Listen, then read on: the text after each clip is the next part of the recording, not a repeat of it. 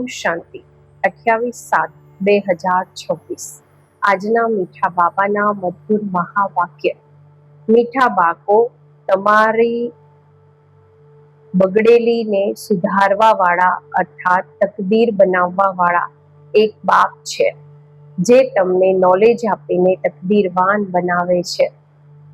પ્રશ્ન છે, તમને બાળકોને આ રૂહાની ભઠ્ઠીનો એક કાયદો કયો છે? તમારા બાળકોની આ રૂહાની ભઠ્ઠીનો એક કાયદો કયો છે?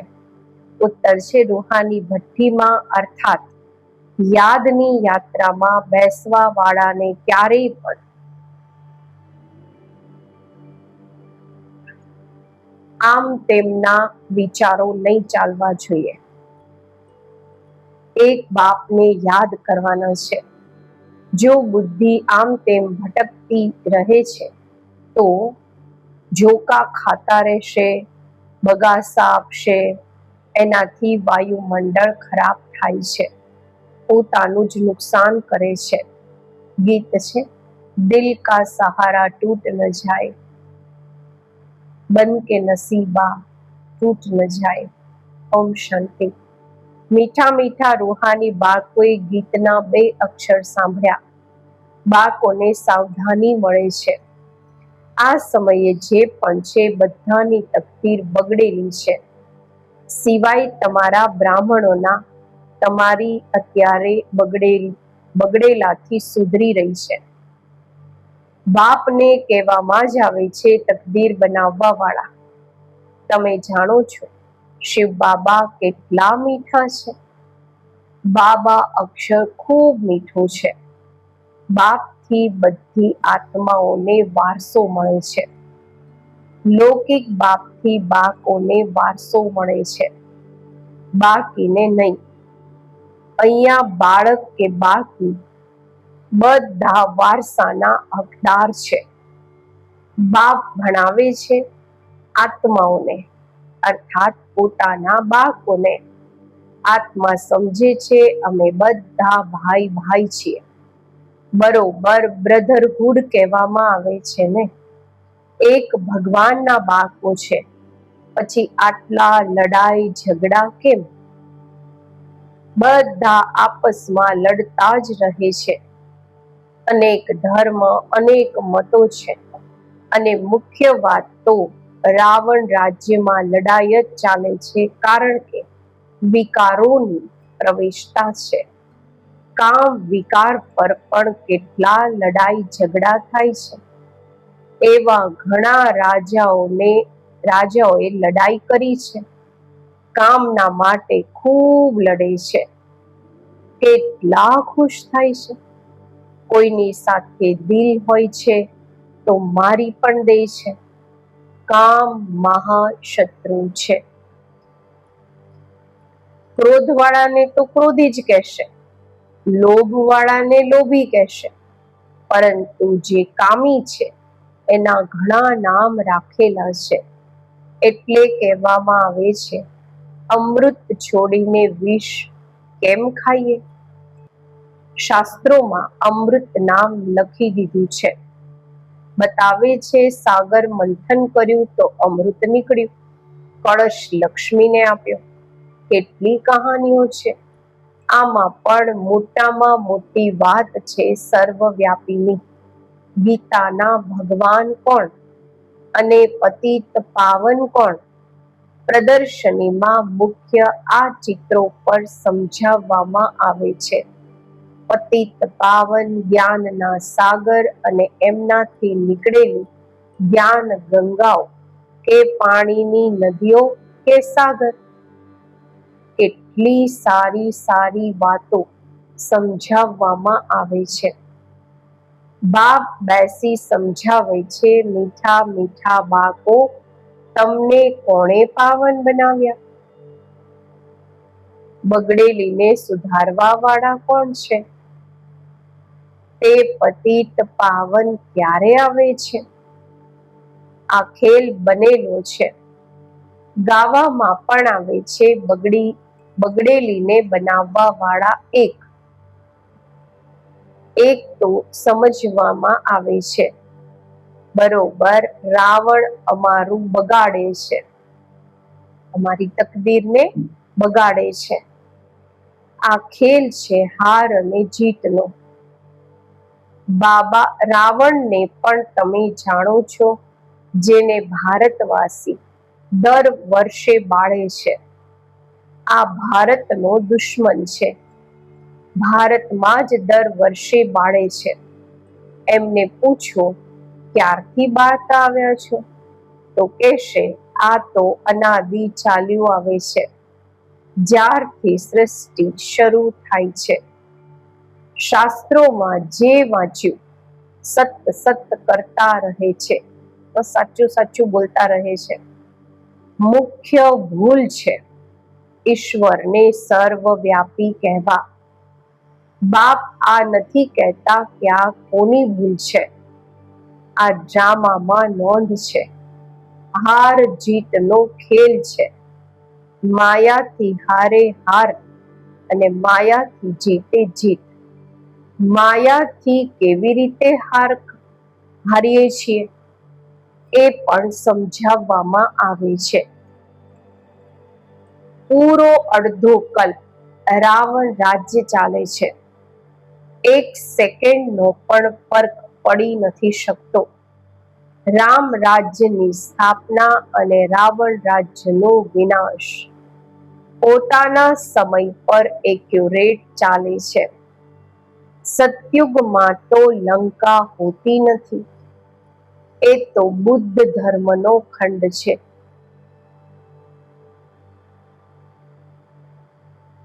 ભણેલા ગણેલાની બુદ્ધિમાં રહે છે. લંડન આ તરફ છે, અમેરિકા આ તરફ છે. ભણવાથી બુદ્ધિનું તાળું ખુલે છે, રોશની આવે છે. આને જ્ઞાનનું ત્રીજું નેત્ર કહેવામાં આવે છે. વૃદ્ધો ખૂબ ઘણી વાતો સમજી નથી શકતા. જે માતાઓ હોય, વૃદ્ધ માતાઓ, બાબા કહે છે કે જે ડોસીઓ હોય એ સમજી નથી શકતા. એમને આ મુખ્ય એક વાત ધારણ કરવાની છે, એ જ અંતમાં કામ આવે છે. મનુષ્ય શાસ્ત્ર તો ખૂબ વાંચે છે, પાછળથી છતાં પણ એક અક્ષર કહી દે છે કે રામ રામ કહો. એવું નથી કહેતા શાસ્ત્ર સંભળાવો, વેદ સંભળાવો, પાછળથી કહેશે રામને યાદ કરો. જે વધારે સમય જે ચિંતનમાં રહે છે, અંતમાં પણ એ જ યાદ આવી જાય છે. અત્યારે વિનાશ તો બધાનો થવાનો છે. તમે જાણો છો બધા કોને યાદ કરશે? કોઈ શ્રી કૃષ્ણને, કોઈ પોતાના ગુરુને યાદ કરશે, કોઈ પોતાના દેહના સંબંધીઓને યાદ કરશે. દેહને યાદ કર્યું, ખેલ ખલાસ. અહીંયા તમને એક જ વાત સમજાવવામાં આવે છે કે પોતાને આત્મા સમજી બાપને યાદ કરતા રહો. ચાર્ટ રાખો કે અમે કેટલા યાદ કરીએ છીએ. જેટલા યાદ કરીશું પાવન થતા જઈશું. એવું નહીં કે ગંગામાં સ્નાન કરવાથી પાવન બનીશું. આત્માની વાત છે ને, આત્મા જ પતિત, આત્મા જ પાવન બને છે ને. બાપે સમજાવ્યું છે આત્મા એક સ્ટાર બિંદી છે, ભ્રુકુટીની વચ્ચે રહે છે. કહે છે આત્મા અતિ સૂક્ષ્મ છે. તમે બાકો જ આ વાતોને સમજી શકો છો. બાપ કહે છે હું કલ્પના સંગમ યુગે આવું છું. એમણે પછી કલ્પ અક્ષર છોડીને યુગે યુગે અક્ષર લખી દીધો છે. તો મનુષ્યોએ ઉલટું સમજી લીધું છે. મેં કહ્યું કે કલ્પ કલ્પ સંગમ યુગે આવું છું. ઘોર અંધકારમાં અને ઘોર સવારની ના સંગમ યુગ પર એકદમ અંધકાર અને એકદમ સવાર વચ્ચે આવે છે. બાકી યુગે યુગે આવવાની તો જરૂર જ નથી. સીડી ઉતરતા જ આવ્યા છે. જ્યારે પૂરા 84 જન્મની સીડી ઉતરે છે ત્યારે બાપ આવે છે. આ જ્ઞાન આખી દુનિયાના માટે છે. સંન્યાસી લોકો તો કહી દે છે, આમના ચિત્ર બધી કલ્પના છે, પરંતુ કલ્પનાની તો આમાં કોઈ વાત જ નથી. આ બધાને સમજાવવામાં આવે છે, નહીં તો મનુષ્યોને કેવી રીતે ખબર પડે? એટલે આ ચિત્ર બનાવવામાં આવ્યા છે. આ પ્રદર્શની દેશ દેશાંતરમાં અનેક થતી રહેશે.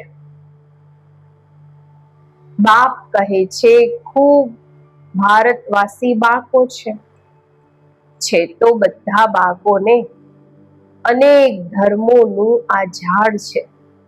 બાપ બેસીને સમજાવે છે, આ બધા કામ ચિતા પર બેસીને બળી મર્યા છે. સતયુગમાં જે પહેલા આવે છે એ જ પછી પહેલા દ્વાપરથી લઈને કામ અગ્નિમાં બળે છે, એટલે કાળા થઈ ગયા છે. અત્યારે બધાની સદગતિ થવાની છે. તમે નિમિત્ત બનો છો. તમારી પાછળ બધાની સદગતિ થવાની છે. બાપ કેટલું સહજ રીતે સમજાવે છે. કહે છે, માત્ર બાપને યાદ કરો. આત્માએ જ દુર્ગતિને પામી છે. આત્મા પતિત બનવાથી શરીર પણ એવું મળે છે. આત્માને પાવન બનાવવાની યુક્તિ બાપ બિલકુલ સહજ બતાવે છે. ત્રિમૂર્તિના ચિત્રમાં બ્રહ્માનું ચિત્ર જોઈ મનુષ્ય હાય હાય મચાવી દે છે. આમને બ્રહ્મા કેમ કહો છો? બ્રહ્મા તો સૂક્ષ્મ વતનવાસી દેવતા છે. અહીંયા ક્યાંથી આવ્યા? આ દાદા તો નામી ગ્રામી હતા, પ્રખ્યાત હતા, ફેમસ હતા. સમાચાર પત્રોમાં બધી જગ્યાએ આવ્યું હતું. એક ઝવેરી કહે છે, હું શ્રી કૃષ્ણ છું. અમને 16,108 રાણીઓ જોઈએ. ખૂબ ધમાલ મચી ગઈ હતી ભગાવવાની. અત્યારે એક એકથી માથા કોણ મારે? હવે એ બધાની સાથે એકની સાથે માથું કોણ મારે? આટલા બધા મનુષ્ય છે. આબુમાં પણ કોઈ આવે છે તો એમને ઝટ કહે છે કે અરે બ્રહ્મા કુમારીઓની પાસે જાઓ છો. એ તો જાદુ કરી દે છે. સ્ત્રી પુરુષને ભાઈ બહેન બનાવી દે છે. લાંબી ચોડી વાત બતાવીને માથું ખરાબ કરી દે છે. બાપ કહે છે, તમે મને જ્ઞાન સાગર વર્લ્ડ ઓલમાઇટી ઓથોરિટી કહો છો. વર્લ્ડ ઓલમાઇટી એટલે કે સર્વશક્તિવાન. બધા વેદો શાસ્ત્રો વગેરેને જાણવા વાળા મોટા વિદ્વાનને પણ ઓથોરિટી કહે છે, કારણ કે તે બધા વેદો શાસ્ત્રો વગેરેને વાંચે છે. પછી બનારસમાં જઈને ટાઇટલ લઈ આવે છે, મહામહોપાધ્યાય શ્રી શ્રી 108 સરસ્વતી. આ બધા ટાઇટલ્સ ત્યાં જ મળે છે. જે ખૂબ હોશિયાર હોય છે એમને મોટું ટાઇટલ મળે છે. શાસ્ત્રોમાં જનકના માટે લખેલું છે. એમણે કહ્યું કે સાચું બ્રહ્મ જ્ઞાન કોઈ અમને સંભળાવે. જનક રાજાએ આ ઢંઢેરો પીટાવ્યો કે કોઈ અમને સાચું બ્રહ્મ જ્ઞાન સંભળાવે. હવે બ્રહ્મ જ્ઞાન તો છે નહીં, વાતો બધી અહીંયાની છે. કહાની મોટી બનાવી દીધેલી છે, વાર્તા બહુ મોટી છે. શંકર પાર્વતીની પણ વાર્તા લખેલી છે. કેટલી બધી વાર્તાઓ બેસીને બનાવેલી છે. શંકરે પાર્વતીને કથા સંભળાવી. વાસ્તવમાં હતા શિવ, એમણે પછી શંકર પાર્વતીનું નામ આપી દીધું છે. ભાગવત વગેરેમાં આ બધી આ સમયની વાત છે. પછી વાર્તામાં બતાવે છે એને વિચાર આવ્યો, રાજાને જઈને જ્ઞાન આપો. બાપ પણ સમજાવે છે, રાજાઓને જઈને જ્ઞાન આપો. તમે જ સૂર્યવંશી હતા, પછી ચંદ્રવંશી, વૈશ્યવંશી, શુદ્રવંશી બન્યા. તમારી રાજધાની ચટ થઈ ગઈ. હવે ફરી સૂર્યવંશી રાજધાની લેવી હોય તો પુરુષાર્થ કરો. રાજયોગ શીખવવા વાળા બાબા આવેલા છે. પછી આવીને બેહદનું સ્વરાજ્ય લો. રાજાઓની પાસે પણ ખૂબ પત્રો આવે છે, ચિઠ્ઠીઓ આવે છે. પછી એમને મળે થોડી છે. એમના પ્રાઇવેટ સેક્રેટરી ચિઠ્ઠીઓ જુએ છે. કેટલી બધી ચિઠ્ઠીઓ તો ફેંકી દે છે. કોઈમાં એવી જરૂરી વાત હોય છે તો એને બતાવી દે છે. કહે છે, અષ્ટવક્રએ જનકને સેકન્ડમાં જીવન મુક્તિનો સાક્ષાત્કાર કરાવ્યો. આ પણ અત્યારે છે. હવે બાપ કેટલું સારી રીતે બેસીને તમને સમજાવે છે. જે સમજવા વાળા નથી તે અહીંયા ત્યાં આમ તેમ જોયા કરશે, જોતા રહેશે. બાબા જટ સમજી જાય છે કે એમની બુદ્ધિમાં કંઈ બેસતું નથી. બાબા ચારેય તરફ જુએ પણ છે, બધા સારી રીતે સાંભળે છે. આમની બુદ્ધિ ક્યાં ભટકતી રહે છે, બગાસું આપતા રહે છે, બગાસું ખાતા રહે છે. જ્ઞાન બુદ્ધિમાં નહીં બેસશે તો જોકા પણ ખાતા રહેશે, નુકસાન થઈ જાય છે. કરાચીમાં આ બાળકોની ભઠ્ઠી હતી. કોઈ જોકા ખાતા હતા તો જટ પછી બહાર મોકલી દેતા હતા.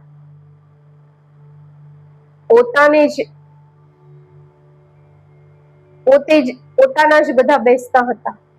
બહારનું તો કોઈ આવતું નહીં હતું. શરૂમાં આનો ઘણો પાઠ મોટો ચાલ્યો, લાંબી હિસ્ટ્રી છે. શરૂમાં તો બાળકીઓ ખૂબ ધ્યાનમાં ચાલી જતી હતી. અત્યાર સુધી પણ કહેતા રહે છે જાદુ છે. પરમ પિતા પરમાત્માને જાદુગર કહે છે ને. શિવ બાબા જુએ છે, આમનો ખૂબ પ્રેમ છે તો જોવાથી જટ ધ્યાનમાં ચાલી જાય છે. વૈકુંઠ તો ભારતવાસીઓને ખૂબ પ્યારું છે. કોઈ મરે છે તો પણ કહે છે વૈકુંઠવાસી થયા, સ્વર્ગવાસી થયા. અત્યારે આ તો છે જ નર્ક. બધા નર્કવાસી છે ત્યારે તો કહે છે ફલાણા સ્વર્ગવાસી થયા. પરંતુ સ્વર્ગમાં તો કોઈ જતું જ નથી. અત્યારે માત્ર તમે જાણો છો અમે સ્વર્ગવાસી હતા, ફરી 84 જન્મ લઈ નર્કવાસી બની ગયા છીએ. હવે ફરી બાબા સ્વર્ગવાસી બનાવી રહ્યા છે. સ્વર્ગમાં છે રાજધાની. રાજધાનીમાં ઘણા પદ છે. પુરુષાર્થ કરી નરથી નારાયણ બનવાનું છે. તમે જાણો છો આ મમ્મા બાબા ભવિષ્યમાં લક્ષ્મી નારાયણ બને છે. અત્યારે પુરુષાર્થ કરી રહ્યા છે. એટલે કહેવામાં આવે છે ફોલો મધર ફાધર. જેમ આ પુરુષાર્થ કરે છે તમે પણ કરો. આ પણ યાદમાં રહે છે, સ્વદર્શન ચક્રધારી બને છે. તમે બાપને યાદ કરો અને વારસાને યાદ કરો. ત્રિકાળદર્શી બનો. તમને આ આખા ચક્રનું જ્ઞાન છે, આમાં લાગેલા રહો. બીજાને પણ સમજાવતા રહો. આ સર્વિસમાં જ લાગેલા રહેશો તો બીજો કોઈ ધંધો વગેરે યાદ નહીં આવશે. અચ્છા, મીઠા મીઠા સીખી લધા બાકો પ્રત્યે માત પિતા બાપ દાદાના યાદ પ્યાર અને ગુડ મોર્નિંગ. રૂહાની બાપના રૂહાની બાકોને નમસ્તે. આપણે રૂહાની બાકોના રૂહાની બાપને નમસ્તે. ધારણા માટે મુખ્ય સાર. પહેલું છે, સતયુગમાં ઊંચું પદ મેળવવા માટે માત પિતાને પૂરેપૂરા ફોલો કરવાના છે. એમના સમાન પુરુષાર્થ કરવાનો છે. સેવામાં તત્પર રહેવાનું છે. એકાગ્ર થઈ ભણવાનું છે. બીજું, યાદનો સાચો ચાર્ટ રાખવાનો છે. પોતાને આત્મા સમજી બાપને યાદ કરવાના છે. દેહ કે દેહધારીઓને યાદ નથી કરવાના. આજનું વરદાન. પોતાની હાઈએસ્ટ પોઝિશનમાં સ્થિત રહીને, સર્વોચ્ચ પોઝિશનમાં સ્થિત રહીને દરેક સંકલ્પ, બોલ અને કર્મ કરવા વાળા સંપૂર્ણ નિર્વિકારી ભવ. સંપૂર્ણ નિર્વિકારી અર્થાત કોઈ પણ પરસેન્ટમાં કોઈ પણ વિકાર તરફ આકર્ષણ ન જાય, ક્યારેય એમના વશીભૂત ન થાય. હાઈએસ્ટ પોઝિશન વાળી આત્માઓ કોઈ સાધારણ સંકલ્પ પણ નથી કરી શકતી. તો જ્યારે કોઈ પણ સંકલ્પ કે કર્મ કરો છો તો ચેક કરો કે જેવા ઊંચું નામ એવા ઊંચા કામ છે. જો નામ ઊંચું કામ નીચું તો નામ બદનામ કરો છો. એટલે લક્ષ્ય પ્રમાણે લક્ષણ ધારણ કરો. ત્યારે કહેશે સંપૂર્ણ નિર્વિકારી અર્થાત હોલીએસ્ટ આત્મા. સ્લોગન છે, કર્મ કરતા કરન કરાવનહાર બાપની સ્મૃતિ રહે તો સ્વ પુરુષાર્થ અને યોગનું બેલેન્સ ઠીક રહેશે. અવ્યક્ત ઈશારા. જ્વાળા સ્વરૂપ સ્થિતિમાં રહી શક્તિશાળી યાદનો અનુભવ કરો. આ કળિયુગી તમો પ્રધાન જર્જરીભૂત વૃક્ષની દુર્દશા જોવા છતાં બ્રહ્મા બાપને સંકલ્પ આવે છે કે હમણાં બાકોનું ના તપસ્વી રૂપ દ્વારા, યોગ અગ્નિ દ્વારા આ જૂના વૃક્ષને ભસ્મ કરી દે. પરંતુ આના માટે સંગઠિત રૂપમાં ફૂલ સ્ટોપથી યોગ જ્વાળા પ્રજ્વલિત જોઈએ. તો બ્રહ્મા બાપના આ સંકલ્પને સાકારમાં લાવો. ઓમ શાંતિ.